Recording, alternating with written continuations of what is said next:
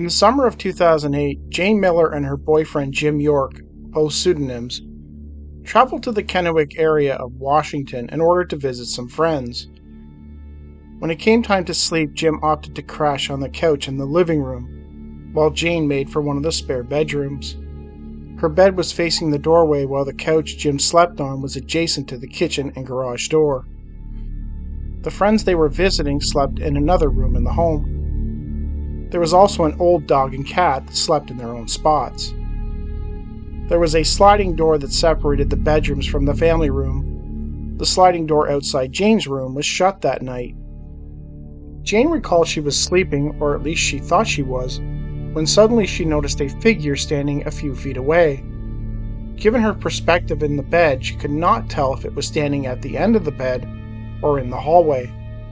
The door that she had shut was now open. As she peered at the figure, she could make out that it was tall, taller than the door hedge, and light-colored.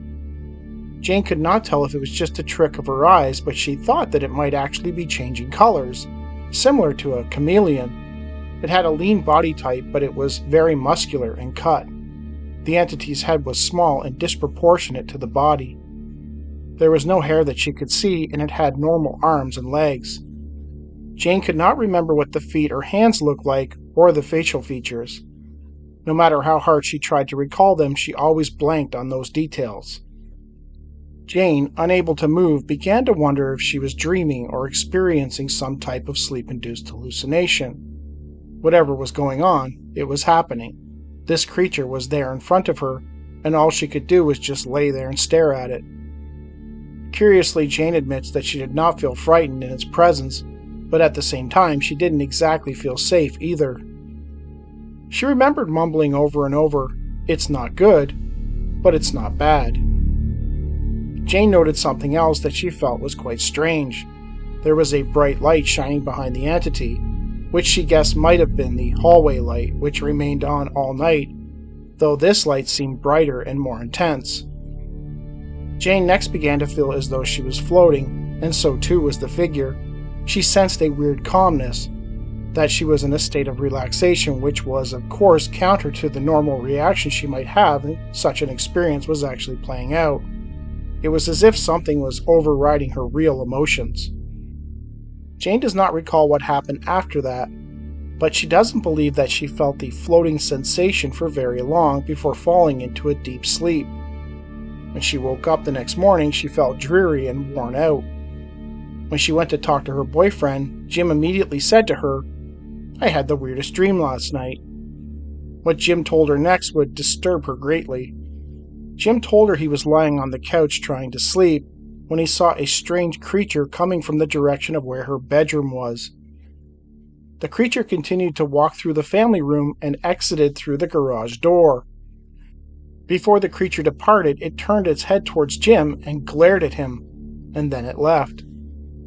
Jim recalled feeling paralyzed, like he knew what was happening but could not move or do anything. Also, he noticed that the sliding door was left all the way open. Jim was admittedly not a deep sleeper, so he would have seen somebody move if they woke up. His description of the being was identical to Jane's. So we have another one of those cases where it seems like it's a hypnagogic hallucination, and then there's kind of this revelation that it was actually witnessed by another person, which means that it couldn't have been. Or they both had experienced the same hallucination, which is odd. It was August 12, 2018, Rochester, Minnesota. The witness, Dave, no last name was provided, was fully immersed in his video game. It grew late and his wife and dog eventually headed off to bed. He remained awake, playing well into the early morning hours. He became excited when he achieved something in the game he was playing. This quiet celebration led to the realization of just how late it was, almost 4:30 a.m., so he opted to log out and head to bed. As he was doing this, he heard a sound that he immediately recognized as the bedroom door being pushed open. He assumed that it was either the dog or the cat letting itself in. He put it at the back of his mind while he finished up what he was doing. When he turned around, expecting to see one of his pets, he instead saw something that jolted him in place. He was suddenly hit with a type of disabling fear that he hadn't felt before. It was such an intense fear that he had trouble describing it. In front of him was a somewhat stereotypical-looking gray being, the type of which had become so prevalent in popular culture the past few years. Only this thing was there, and it was real.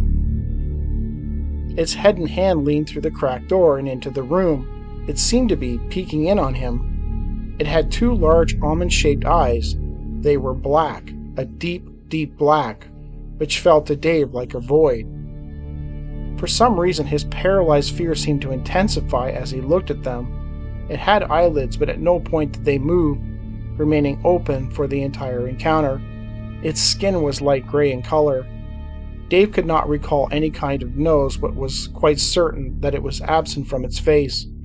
He remembered a lipless mouth which seemed to protrude forward slightly, and somewhat hollow cheeks. There were no ears that he could remember. Only a few fingers wrapped around the door, pushing it open slightly, and they appeared to be somewhat long and thin. For a moment, Dave became unfrozen from his fear-stricken state, and backed his swivel office chair into the desk, which was now behind him, as he repeated, "No, no, no," over and over again in fear. He looked around for something to grab. In his panic, he managed to snatch a small stick by the desk. He looked up and was immediately frozen again. The entity stared at him briefly and then slowly moved its head out the door, closing it as it left. Dave was suddenly unfrozen and took a moment to process what he had just seen. He then jolted up out of his chair, ran across the room, flung open the door, and searched the house. He checked every room and every closet. All the doors and windows were securely closed and locked. There was no sign of anyone in the home. He realized that he had not checked one room in particular, his bedroom, where his wife was sleeping, and ran there as fast as he could. It was mostly dark, but the sun was beginning to rise, and she was sleeping soundly until he exploded into the room. She raised up out of the bed as he searched the closet, the windows, and under the bed. She asked him what was going on. He told her nothing, that she should go back to sleep.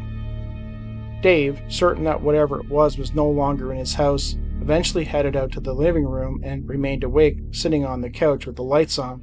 He finally passed out. So disturbed by what had happened, Dave reached out to the Mutual UFO Network about his experience. William I. McNeff would be sent out to investigate the case and interview the witness as well as his wife. It was revealed to McNeff that they had been experiencing a number of anomalous things in the house prior to the encounter, including hearing muffled voices, strange footsteps, and observing fleeting black shadows in their periphery around the home. Both of them had been having bad dreams also. Dave recalled one particularly creepy experience in which he had heard a strange voice speaking in an unknown language coming from his cell phone. All of these things are typically described in poltergeist cases, though it is unclear if the sighting of the great being was somehow connected to the phantom activity, or if it was just a coincidence.